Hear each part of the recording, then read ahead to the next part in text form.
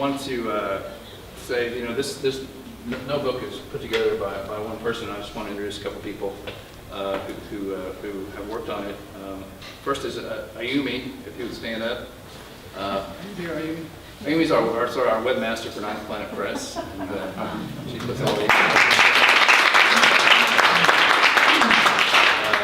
and I'm glad she knows how to do that stuff good. I also want to recognize Chris Beaver. Chris, are you here? Yeah, Chris. So Chris is an artist. I guess would you say a comic artist? What's your forte? Animator, background painter, light journal illustrator. And so where do you work? Your sort of full-time gig is yeah, I'm an artist at Powerhouse Animation Studios, like also here in Austin. Yeah, so Chris is a phenomenally talented artist, and I asked him to do the. There are a lot of characters in this book, so to sort of help keep people straight, I asked him to do some sketches of some of the main characters, and I asked him. I sort of gave him a challenge. I said, try to make them look like something that would be done by one of the characters in the book, who's a sort of a sketch artist. So he does these sketches that show up in the book, and I think he did a really good job.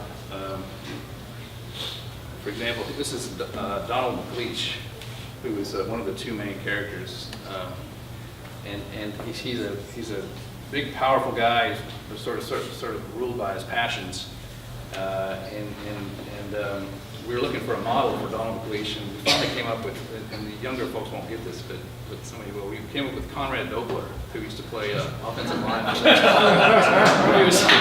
He was known as the dirtiest player in the NFL, so this is Conrad.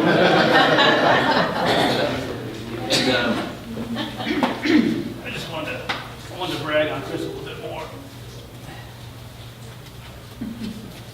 We did sort of a fantasy epic story a couple of years back, and he did some of the sketches for the characters in that book too. It's called The Apocalypse Waltz, and so he just does these incredible. You know, these aren't based on. This is not based on a real person, as far as I know. This is one of the characters, and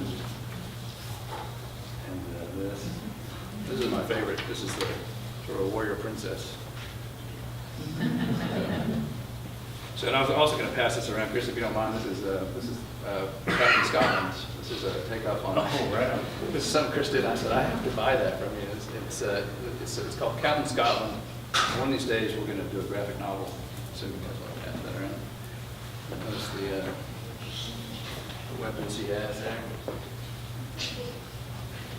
Yeah, just to give a little background on that one. That one was done in 20 minutes, like during a drink and draw event over in Easter Trends. The theme was to design like a Captain America of a different country.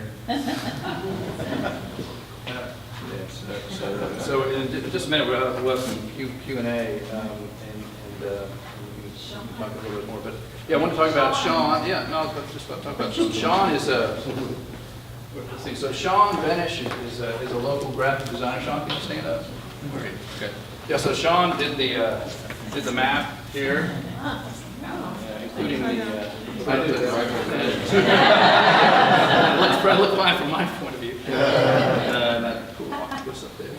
And so the story, if you get the story, it all takes place from Alexandria here to Derna, and you know, the expedition could have just followed the coastline, but it would have taken too long. They were trying to make better time, so they kept cutting inland and getting lost and having to find water and that sort of thing. So it took them a lot longer than it probably should have.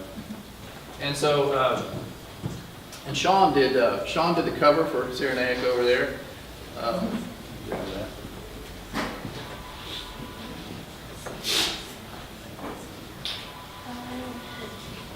So I wanted to ask him if he would just sort of. I'm not even sure where he got this notion, but it really turned out well, I think. So where did you? Well, this is the coast of Africa. Right. Yeah, that's the coast taken from the map. I recolored it and took the cities over. But my concept was just trying to come up with something that would provide some intrigue, and then also, you know, give the idea that this was going to be kind of a scary book on some level. That's what it is. So you're saying the skull and bones. The original picture of the skull bones shows a little bit more sand, and I think it was the desert scene with the guy who's dead in there, and it referred to several of the passages. In fact, just the one that you read now, talking about the gin and the bones would be found on the side of the cliffs and so on. And I took inspiration from some of that and just sort of thought, well, okay, add that in, give it that air of horror and mystery, and I like the way that it kind of tied in with the coast and those shapes. That's why I did that. I didn't know what to do. Did that really well, I think. Okay.